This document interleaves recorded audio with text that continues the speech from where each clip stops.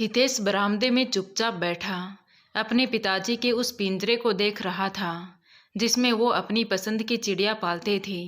आज वो पिंजरा भी था और चिड़िया भी थी। अगर कोई नहीं था तो वो थे उसके पिताजी। उनके देहांत को पूरे 2 साल हो चुके थे।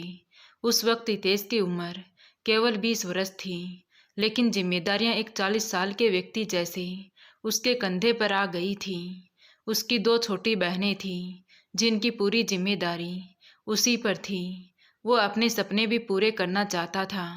एक आईपीएस ऑफिसर बनना चाहता था, लेकिन उसे लगता था कि वो अपने हालात के चलते अपने सपने कभी पूरे नहीं कर पाएगा। कॉलेज से लौटकर उसे बर्गर का ठेला लगाना पड़ता ताकि घर का खर्चा चल सके। ऐसे में पढ़ाई पर ध्यान देना हितेश के लिए बहुत मुश्किल हो गया था। काफ़ी देर तक वो बरामदे में अकेला बैठा चिड़िया को देखता रहा। फिर कॉलेज जाने का सोचकर उठ खड़ा हुआ। वो कड़ी मेहनत करना चाहता था, लेकिन पढ़ाई किसी भी हालत में नहीं छोड़ना चाहता, क्योंकि उसके पिताजी का सपना था कि उनके बच्चों को उच्च शिक्षा मिले और उनमें से कोई एक जरूर बड़ा अफसर बने। इसलिए उसने ठान लिया था कि वो अपने स्वर्गीय पिताजी का सपना जरूर पूरा करेगा। काफ़ी देर तक हितेश उन्हें याद करता रहा और फिर अपना बैग उठाकर कॉलेज की ओर चल पड़ा। उसके पास इतने फालतू पैसे नहीं थे कि वो कॉलेज किसी टैक्सी में जाता, इसलिए वो पैदल ही पूरा रास्ता तय करता था। घर से कॉलेज पहुंचने में उसे लगभग 1 घंटा लग गया, लेकिन वो मजबूर था। घर चलाने के लिए उसे परेशानी से गुजरना ही पड़ता था। वो अपनी ही धुन में चला जा रहा था कि तभी अचानक उसे ठोकर लग गई और उसी ठोकर में उसका जूता फट गया। वो वही फुटपाथ पर बैठ गया। जूता फटने के कारण उसे अंगूठे में गहरी चोट लग गई। कुछ देर तक हितेश यूं ही चुपचाप बैठा रहा, फिर सर झटक कर खड़ा हो गया। दर्द सहने का भी उसके पास समय नहीं था, क्योंकि अगर वो वहीं बैठा रहता तो उसकी क्लास छूट जाती और वो किसी भी हाल में अपनी क्लास मिस नहीं करना चाहता था। वो कोचिंग सेंटर नहीं जाता था, इसलिए उसकी सारी पढ़ाई कॉलेज पर ही निर्भर थी। एक लंबी दूरी तय करने के बाद जब हितेश कॉलेज पहुंचा तो ठीक वैसे हुआ जैसा उसने सोचा था। उसके दोस्त दरवाजे पर उसका इंतजार कर रहे थे। उसने फीकी मुस्कान के साथ उसे गले से लगाया और वो दोनों क्लासरूम की ओर बढ़ गई। तभी उसके दोस्त सुमित ने उसकी तरफ देखते हुए कहा, हितेश, तुम कुछ पैसे बचाकर अपने लिए नए जूते क्यों नहीं ले आते हो? ये काफ़ी पुराने हो गए हैं और अब तो फट भी गए हैं। वो उसके फटे जूते देखकर बोला। तो कहने को हितेश के पास बहुत से जवाब थे, लेकिन फिर भी उसने कुछ नहीं कहा, बस सिर झुकाकर हाँ में सिर हिला दिया। जब वो दोनों क्लास में गए तो सभी छात्र अपनी अपनी जगह पर बैठ चुके थे और टीचर के आने का इंतजार कर रहे थे। हितेश और सुमित भी क्लास के पिछले हिस्से में जाकर बैठ गई। हितेश का जूता फटा हुआ था, यूनिफॉर्म भी कुछ खास नहीं थी, इसलिए वो अक्सर पिछली सीट पर ही बैठता था। कुछ देर बाद टीचर क्लास में आ गई और पढ़ाना शुरू कर दिया। हितेश पूरी तरह से बोर्ड पर ध्यान दे रहा था। तभी अचानक टीचर ने हितेश को ही खड़े होने के लिए कहा। तो हितेश हैरान हो गया, आखिर क्या हुआ? वो तो पीछे ही बैठा था। वो सोच ही रहा था कि तभी टीचर ने कठोर स्वर में कहा, बाहर आओ। उनका अंदाज उसकी समझ से बाहर था। वो खामोशी से अपनी कॉलर ठीक करते हुए बाहर चला गया तो टीचर उसे ऊपर से नीचे तक देखते हुए दहाड़ा, ये क्या कपड़े पहनकर आए हो? ये कॉलेज है या कोई फैशन पार्टी? फटा हुआ शर्ट, जूते का हाल देखा है? इस तरह क्लास ली जाती है क्या? उनकी बात सुनकर हितेश का सिर झुक गया। वो बिना किसी संकोच के पूरी क्लास के सामने उसे लताड़ रहे थे और वो हर टीचर से बस इतना ही कहना चाह रहा था कि हर बच्चा एक जैसा नहीं होता। हमारे समाज के शिक्षकों को समझना चाहिए कि जो बच्चे उन्हें खटकते हैं उनसे अकेले में बात करें, क्योंकि वो नहीं जानते कि वो बच्चा किस हाल से गुजर रहा है। हितेश बिल्कुल चुप रहा, कुछ नहीं बोला। तो टीचर ने फिर से कहा, मेरी क्लास में तुम इस तरह के कपड़े और गंदे जूते के साथ नहीं बैठ सकते। मैं उसूलों का पक्का आदमी हूँ। कुछ दिन पहले भी तुम्हें वार्निंग दी थी कि अपने बाल सही करो, लेकिन तुमने ध्यान नहीं दिया और फिर सामने खड़े हो। हितेश तब भी कुछ नहीं बोला। वो हर शिक्षक की इज्जत करता था। उसके पिताजी कहते थे कि शिक्षक पिता समान होते हैं और उन्हें वैसे ही सम्मान देना चाहिए। वो बोले, क्लास से बाहर जाओ, जब नए जूते और साफ सुथरे कपड़े हो जाएं तब आइएगा, वरना मेरी क्लास में तुम्हारे जैसे फटे हाल स्टूडेंट के लिए कोई जगह नहीं है। एक पल के लिए हितेश का मन किया कि वो कह दे कि सर, उसकी टेस्ट कॉपी देख लीजिए, उसने कितनी मेहनत की है, लेकिन वो बेवजह किसी से उलझना नहीं चाहता था। पिताजी के देहांत के बाद वो बिल्कुल खामोश हो गया था। चुपचाप बाहर आकर लॉन में बैठ गया और आसमान की ओर देखने लगा। काफी देर तक वो वहीं खामोशी से बैठा रहा। तभी स्कूल की बेल बजी तो उसे दूर से ही उसका दोस्त सुमित अपनी ओर दौड़ता हुआ आता दिखाई दिया। वो भी अपनी जगह से खड़ा हो गया, क्योंकि सुमित ही उसका एकमात्र ऐसा दोस्त था जिसने कभी उसकी गरीबी का मजाक नहीं उड़ाया था, बल्कि वो हमेशा उसके साथ खड़ा रहता और उसे हिम्मत देता। वो उसके पास आकर गहरी सांस लेते हुए बोला, मैंने तुम्हें सुबह ही कहा था ना, क्योंकि मुझे पता है केमिस्ट्री के सर कैसे हैं, वो किसी की नहीं मानते। इससे पहले भी वो 2 स्टूडेंट को इसी तरह क्लास से जलील करके निकाल चुके हैं। इसलिए मेरी बात मानो, कुछ पैसे बचाओ और अपने लिए नए जूते खरीद लो। तुम लड़के हो, बाहर उठना बैठना होता है, इस हालत में कैसे गुजारा होगा। उसकी बात सुनकर भी हितेश चुप रहा। वो दोनों कैंटीन की ओर बढ़े ताकि कुछ खा सकें। कुछ देर बाद समोसे लेकर वो दोनों मैदान में आ गए। वहीं बैठते हुए सुमित ने गंभीरता से कहा, मुझे समझ नहीं आता हितेश, तुम आईपीएस का एग्ज़ाम कैसे दोगे। उसके लिए बहुत मेहनत करनी पड़ती है, लेकिन तुम तो दिन भर ठेला लगाते हो, वही समय गुजरता है, रात भी हो जाती है। उसके बाद सुनकर हितेश फिर चुप रहा।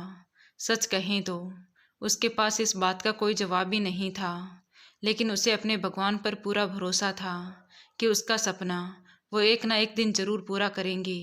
समोसे खाकर वो दोनों फिर से क्लास की ओर चल पड़े। दूसरा पीरियड शुरू होने वाला था। इस बार वो जानबूझकर कोने की अंतिम बेंच पर जाकर बैठ गया ताकि टीचर उसके फटे हुए जूते पर ध्यान ना दे सकें। वो क्लास में काफ़ी घबराया हुआ था कि अगर टीचर की नज़र जूते पर गई तो शायद इस क्लास से भी उसे निकलना पड़ेगा। लेकिन भगवान का शुक्र था, उनका पूरा ध्यान बोर्ड पर ही रहा। इसी तरह हितेश ने पूरी क्लास ली और फिर छुट्टी के बाद वो दोनों घर की ओर निकल पड़े। सुमित के पास बाइक थी, वो अक्सर उसे घर छोड़ देता था, लेकिन आज उसने मना कर दिया क्योंकि आज उसका इरादा मंदिर जाने का था। वो कुछ समय भगवान के साथ बिताना चाहता था, क्योंकि सुबह हुई अपनी बेइज्जती के बाद उसका मन बहुत भारी हो गया था। ऐसा लग रहा था जैसे किसी भी पल वो फूट फूट कर रो पड़ेगा। वो मंदिर की ओर चल पड़ा। उसे माँ की चिंता जरूर थी कि वो उसका इंतजार कर रही होगी, लेकिन इस समय उसे मंदिर जाना ज़्यादा ज़रूरी लगा। मंदिर पहुँचते ही उसने एक कोने में अपना बैग रखा, जूते उतारे और भगवान जी के सामने हाथ जोड़कर खड़ा हो गया। आंखों में आंसू थे, दिल बहुत परेशान था। ऐसा लग रहा था जैसे वो अभी फूट पड़ेगा। उसने भगवान के सामने हाथ जोड़ते हुए कहा, भगवान, आप तो जानते हैं कि मैं कितनी मुश्किल भरी जिंदगी जी रहा हूँ। मुझे हिम्मत दे, हौसला दे। मैं बहुत परेशान हूँ, दिल तड़प रहा है। ऐसा लग रहा है जैसे सब कुछ मिट्टी में मिल गया हो। मेरे भगवान, एक तू ही है जो मुझे सब कुछ दे सकता है। मैं आईपीएस का एग्ज़ाम क्लियर करना चाहता हूँ, लेकिन ये कैसे होगा ये समझ नहीं आता। फिर भी मुझे तुझ पर भरोसा है। तू ही सबका रखवाला है, तू ही सब ठीक करेगा। हितेश रोते हुए भगवान से अपनी हालत कहे जा रहा था। दिल तो कर रहा था कि जोर जोर से चीख पड़े, लेकिन खुद को संभाल रखा था। काफ़ी देर तक आंखें बंद कर प्रार्थना करता रहा। तभी जैसे उसने अपने आंसू पोंछे, किसी ने उसके कंधे पर हाथ रख दिया। जब उसने गर्दन घुमाकर देखा तो सामने का दृश्य देखकर दंग रह गया। उसे बिल्कुल भी अंदाजा नहीं था कि भगवान उसकी मदद इस तरीके से करेंगे। एक व्यक्ति उसका हाथ पकड़कर उसे मंदिर के एक कोने में ले गया और बोला, काफी देर से देख रहा हूँ, तुम क्यों रो रहे हो? उसकी बात सुनकर हितेश का सिर झुक गया। उसमें इतनी हिम्मत नहीं थी कि वो सिर उठाकर उन्हें कुछ बता सके। वो सोचने लगा, क्या भगवान ने उसकी मदद के लिए उन्हें भेजा है या फिर वो भी उसका मजाक बनाने आए हैं? वो कुछ समझ नहीं पा रहा था। वो कुछ कहता इससे पहले ही उन्होंने हितेश के कंधे पर हाथ रखकर कहा, चाचा हूँ तुम्हारा, इतना हक तो रखता हूँ कि तुम्हारे हालात जान सकूं। जानता हूँ भाई साहब के जाने के बाद तुम पूरी तरह टूट गए हो। घर की पूरी जिम्मेदारी तुम्हारे कंधों पर आ गई है, लेकिन तुम कभी मेरे घर नहीं आई और ना ही बताया कि चाचू कोई परेशानी है। क्या तुम मुझे अपना नहीं समझते? तो हितेश के पास कहने के लिए तो बहुत कुछ था, लेकिन फिर भी वो चुप रहा और सोचने लगा, तो पिछले 2 सालों से वो खुद क्यों नहीं आई? लेकिन उसने ना तो पहले कभी शिकायत की थी और ना ही आज उनसे कोई शिकवा करना चाहता था, क्योंकि वो पिताजी की तरह उनकी भी बहुत इज्जत करता था। फिर उन्होंने पूछा, बताओ क्यों रो रहे थे? क्या परेशानी है तुम्हें? अरे तुम्हारे चाचा अभी जिंदा हैं, जो भी दिक्कत है मुझे बताओ। उनकी बातों ने हितेश को सोचने पर मजबूर कर दिया। फिर उसने सर झुकाकर उन्हें अपनी पढ़ाई की परेशानी बताई कि मैं एक आईपीएस का एग्ज़ाम देना चाहता हूँ, लेकिन मेरे पास पढ़ाई के लिए पैसे नहीं हैं। घर का गुजारा तो पहले से हो रहा है, लेकिन पढ़ाई का खर्चा उठाना मेरे बस की बात नहीं है। यही चिंता मुझे खाए जा रही है। पिताजी मुझे अफसर बनते देखना चाहते थे और उस सपने को देखते हुए वो उस दुनिया से चले गए। अब मेरे दिल की इच्छा है कि उनका सपना पूरा कर सकूं। हितेश की बात सुनकर वो कुछ देर तक चुप रहा। फिर उसके कंधे पर हाथ रखकर बोला, भगवान तुम्हारा भला जरूर करेगा। मैं प्रार्थना करूंगा कि तुम्हारी सारी मुश्किलें हल हो जाएं। मुझे अनुमति दो, देर हो रही है। तभी उनका अचानक बदलता हुआ व्यवहार हितेश की समझ से बाहर था। उसे लगा था कि शायद वो उसकी मदद करेंगे, लेकिन आज के ज़माने में इतने बड़े दिल वाले लोग कहाँ मिलते हैं। अपना खून भी ऐसे वक्त पर पराया हो जाता है, इसलिए उसने भी ज़्यादा उम्मीद नहीं की और सिर झटकता हुआ वहाँ से उठकर चल पड़ा। जैसे उसने सोचा था, उसकी माँ दरवाजे पर ही खड़ी थी और बेहद परेशान नजर आ रही थी। पिताजी के देहांत के बाद वो उसके हर खबर रखती थी। वो कहाँ जा रहा है, कहाँ से आ रहा है, कितने बजे तक लौटता है, उसने खाना खाया या नहीं। सब कुछ ऐसा लगता था जैसे वो उसे छोटा बच्चा समझ के पाल रही हो। हितेश उनके इस प्यार को बहुत अच्छी तरह समझता था। वो अंदर आया तो उन्होंने उसके कंधे पर हाथ रखते हुए कहा, हितेश हद करते हो, घड़ी देखी है, 1 बजे तक तो लौट आते थे, आज 2 बज गए हैं। तुम्हें अपनी बूढ़ी माँ का जरा भी ख्याल नहीं है। कहाँ थे तुम? वो पानी का गिलास उसकी तरफ बढ़ाते हुए बोली, तो हितेश ने एक ही झटके में पूरा गिलास गले से उतार दिया। फिर उन्हें देखते हुए इत्मीनान से बोला, मंदिर गया था माँ, वहाँ देर हो गई थी। आप बताइए, दवाई ली आपने? तो वो भी उसके बराबर में बैठ गई और बोली, कल रात को ही तो बताया था बेटा, दवाई ख़त्म हो गई है, अब तुम ला कर दोगे तभी तो खाऊंगी। ये सुनकर हितेश तुरंत अपनी जगह से खड़ा हो गया। उसके दिमाग पर से ये बात निकल ही गई थी, जबकि माँ की दवाइयों के पैसे वो महीने की शुरुआत में ही निकाल देता था। उसने उन्हें देखते हुए कहा, बस मैं 10 मिनट में लेकर आता हूँ, आप मेरे लिए खाना गर्म करें। लेकिन वो तुरंत बोली, नहीं बेटा, पहले तुम खाना खा लो, उसके बाद जाना, दवाई आती रहेंगी। मगर वो बेचैन हो गया। माँ के सिवा उसका इस दुनिया में कोई नहीं था और उनके मामले में वो कोई समझौता नहीं करना चाहता था। इसलिए उसकी बात को अनदेखा करते हुए वो फौरन बाहर चला गया और ठीक आधे घंटे में दवाई लेकर आ गया। और फिर भगवान का धन्यवाद करने लगा कि पिता के देहांत के बाद कभी किसी के सामने हाथ फैलाने की नौबत नहीं आई। खाना खाने के बाद ठेले की ओर चला गया। काफ़ी देर तक वो आज चाचू से हुई मुलाकात के बारे में सोचता रहा। घर पर भी 1-2 बार मन में आया कि माँ को आज की मुलाकात के बारे में बता दूँ, लेकिन फिर ये सोचकर चुप हो गया कि बेवजह उनका दिल दुखेगा। वो अक्सर यही कहती थी कि तुम्हारे चाचा ने पलटकर कभी नहीं पूछा कि तुम कहाँ हो, किस हाल में हो, कैसी ज़िंदगी गुजर रही है। उन्हें कोई परवाह ही नहीं थी। यही वजह थी कि वो कभी भी उनसे मिलने नहीं गया। समय धीरे धीरे बीतता जा रहा था। लगभग 11 बजे उसने अपना ठेला बंद कर दिया और घर की तरफ चल पड़ा। थकान से उसकी कमर टूटने लगी थी। लगातार खड़े रहने की वजह से शरीर चूर चूर सा महसूस हो रहा था। वो सीधा अपने कमरे में गया और लेटते ही गहरी नींद में सो गया। अगली सुबह हुई तो तैयार होकर कॉलेज के लिए रवाना हो गया। लेकिन उसे क्या पता था कि आज उसकी ज़िंदगी में ऐसा हादसा होने वाला है जो सब कुछ बदल देगा। एक लंबा रास्ता तय करने के बाद जब वो कॉलेज पहुंचा तो सुमित पहले से ही उसका इंतज़ार कर रहा था। वो दोनों गले मिले और क्लास की ओर चल पड़े। अभी उन्हें बैठे हुए कुछ समय ही हुआ था कि क्लास का चपरासी उनके पास आया और बोला, तुम्हें प्रिंसिपल ऑफिस में बुलाया गया है। ये सुनकर हितेश थोड़ा घबरा गया और अपनी जगह से खड़ा हो गया। ऐसा लग रहा था जैसे उसकी सांस थम गई हो। हर छात्र जानता था कि प्रिंसिपल ऑफिस का बुलावा क्या मायने रखता है। उसने चपरासी से पूछा, कोई बात हो गई क्या? सब ठीक तो है ना? वो सिर हिलाकर बोला, मेरे ख्याल से तो सब ठीक है, बाकी तुम जाओगे तो पता चलेगा। तुम्हारे आने से पहले ही बुलावा आ गया था। मैं तो तुम्हारा ही इंतजार कर रहा था। उसके बाद सुनकर हितेश फौरन अपनी बेंच से उठा तो सुमित भी उसके साथ खड़ा हुआ। लेकिन चपरासी ने उसे देखकर कहा, सिर्फ इन्हें ही बुलाया गया है, तुम बैठ जाओ। तो हितेश ने सुमित को बैठने का इशारा किया और खुद ऑफिस की ओर चल पड़ा। उसका दिल जोर जोर से धड़क रहा था। वो बस यही प्रार्थना कर रहा था कि कहीं कल की डांट की वजह से तो उसे नहीं बुलाया गया है। उसके पास अभी इतने पैसे नहीं थे कि नए जूते और यूनिफॉर्म खरीद सके। जब वो अंदर गया तो देखा प्रिंसिपल सर के साथ एक आदमी भी बैठा था। उसने अनुमति मांगी तो उन्होंने इशारे से उसे अंदर बुला लिया। अंदर जाते ही प्रिंसिपल सर मुस्कुराते हुए बोले, दरअसल तुमसे मुलाकात मुझे नहीं, इन्हें करनी है। ये तुम्हें स्कॉलरशिप देना चाहते हैं। ये सुनकर हितेश हैरानी से उनकी तरफ देखने लगा। ये सब उसकी समझ से बाहर था।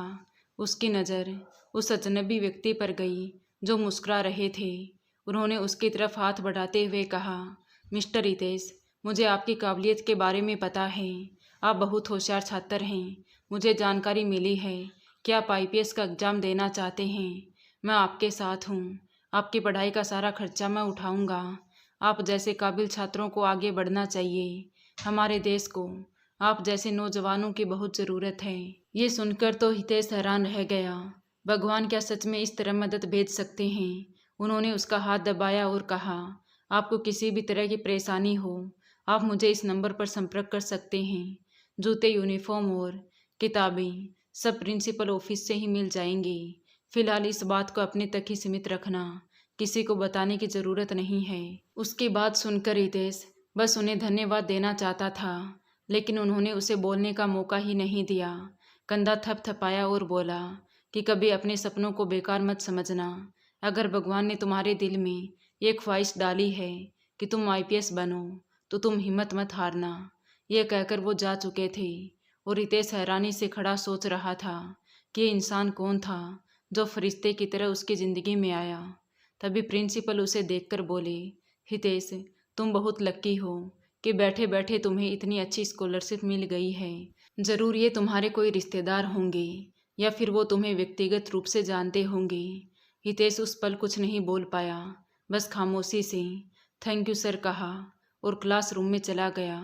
पूरा दिन ये सोचते बीता कि वो इंसान कौन था, उसने उसकी मदद क्यों की, उसे उसकी मदद करके क्या हासिल हुआ होगा।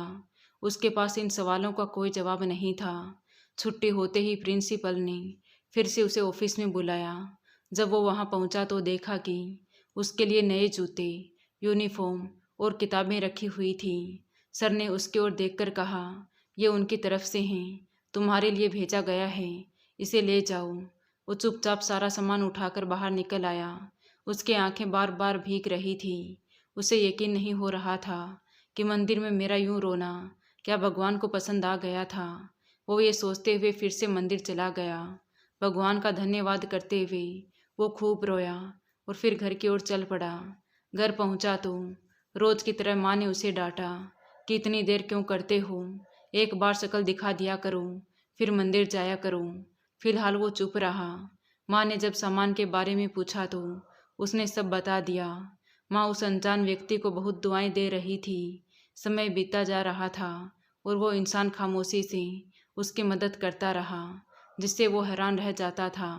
समय बीता तो वो दिन भी आ गया जब वो आईपीएस का एग्जाम था।